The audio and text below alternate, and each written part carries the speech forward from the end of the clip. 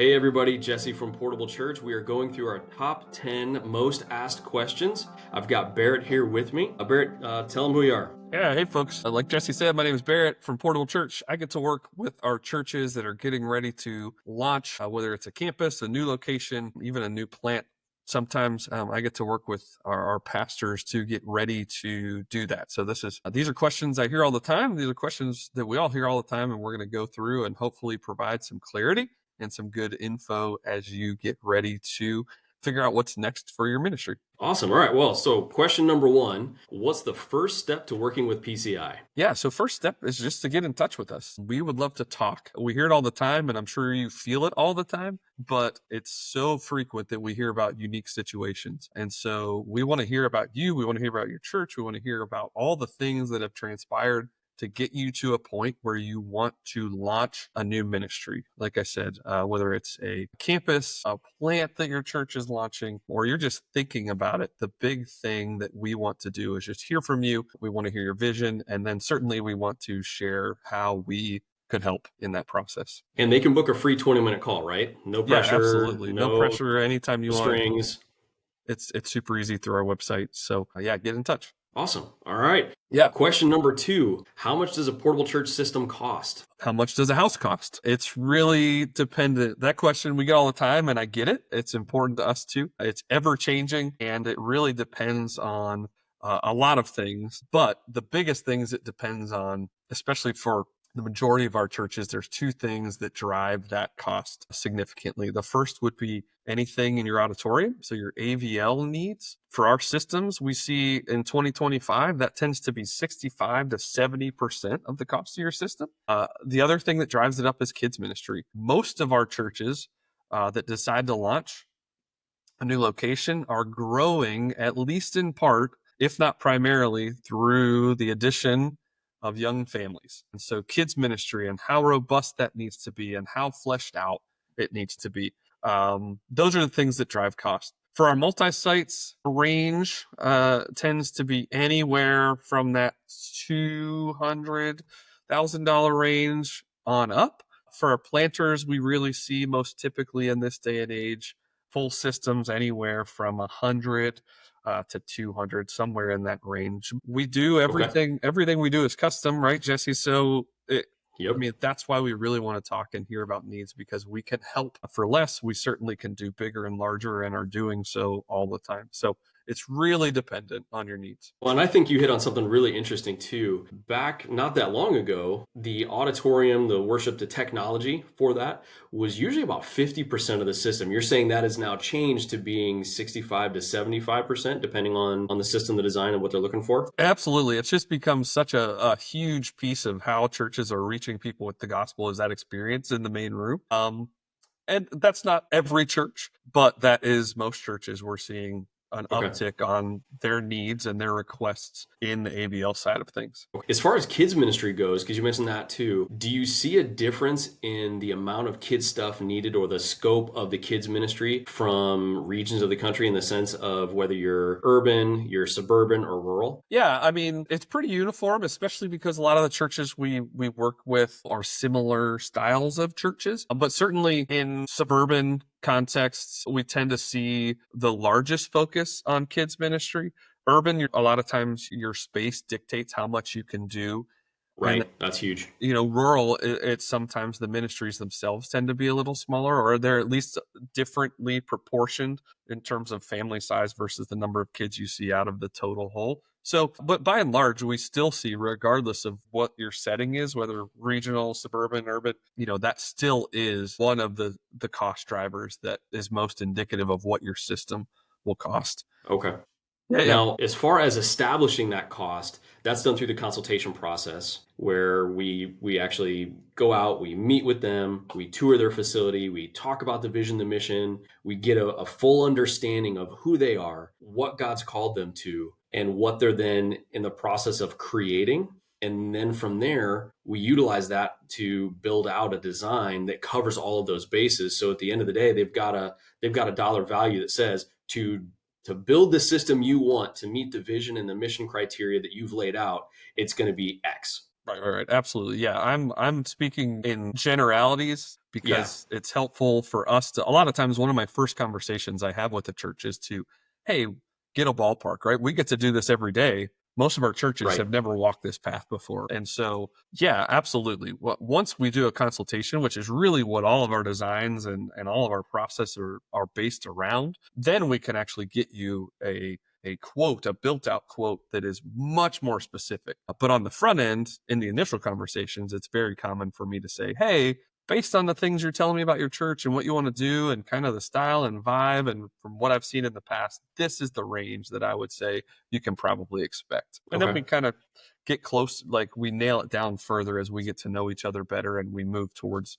consultation and through consultation process. That makes sense. Hope that all makes sense. So before they start the process with us, do they need to have their venue figured out? That's a huge one. I tell people all the time, pre-COVID, it was not uncommon for us to move forward with churches that had a handshake or a high five with a venue. Unfortunately, things have changed. We all know and have talked about ad nauseum over the years how that changed everything. But venues and contracts are one of the things in our world that has changed. So now, absolutely, it's you don't need to have a venue before our first conversation. In fact, I'm talking to a lot of churches right now that are in the process of nailing down that venue, but we're still talking about once they do nail that venue, or at least when they're getting real close to signing that contract or that MOU, whatever they call it, with the district or with the school. That's the thing. It's so different, right? With every It does area, with vary so every much. different district. Sometimes you're just working with the school staff. Sometimes it's the district. Sometimes it has to go before the board. And so, because there's so many variables, we do recommend before we would do a consult, most typically to have a contract signed. But if you don't have it Yeah. nailed down, you can still talk to us and we can still figure out Right. what's best so that then we're prepared and we're not delaying things as churches do get their venue cleared up. And if somebody has two facilities or even potentially three, that they're really looking at and they've got equal opportunity to get into all of them, can we help them figure out which one's best? Absolutely. So Okay. sometimes we can do that on consultation where we can see multiple venues. But honestly, oftentimes, just with knowing what the venues are, what part of town they're in, the type of folks and the area the church would be going after, we can usually help them decide almost all the time. We can at least give them a strong hunch to say like, hey, I Right. think we'd lean towards this one, but we can absolutely help with that and do frequently. And that's something you can do in that 20-minute call even. Absolutely. Absolutely. Yeah, the free 20-minute call. Okay, perfect. So how long does it take to get a system? Once they've gone through the whole process and they've done everything from start to finish, how long does it take? Yeah, start to finish. I usually like to tell my multi-sites that I like to have at least 16 weeks. So that's not just production, but that's from the time that Okay. they would do a consultation till the time that it would show up to them. Sometimes we don't have that luxury. Sometimes we're working on a little faster timeline, but Yeah. really, for production, it is kind of a range depending, again, like just like the cost of the system, the cost dictates the scope of that project, which influences the size of that project. So, depending on the size of the project, some of our smaller systems could be anywhere around 10 weeks. Some of our larger Okay. systems would be somewhere 14 weeks of just production. So, from the time that the church says, hey, we're ready to go, they have a design, they've done all the revisions and edits and back and forth and talk to our team about what they want and what's best. From the time they hit the go button until the time that our team is back on the ground training their team in portability, it's usually somewhere, like I said, on the smaller end, 10 weeks to on the Okay. larger end, 14 weeks, sometimes even a little bit longer, but we would share that on the front end if that was the case. Now, if somebody's got a really crazily tight timeline, we can help them at least understand if it's possible, if it's not possible in that 20-minute call. Again, it's give us a call. We'd love to talk that through with you and we'll tell you what's realistic and reasonable in that window. Yeah, yeah, absolutely. And Okay. these are conversations I'm having this week. As people think towards fall launches, we're kind of getting close. I know it seems like, we're just getting into summer here, right? In the north. At least it feels that way for Right? me. But it Yeah, feels for like real. August is a long way off, but it Yeah. really isn't, right? If you map out those 12 weeks, like I said, or 14 weeks, like we're already into that window. So sometimes, depending on our production schedule and our capacity currently and just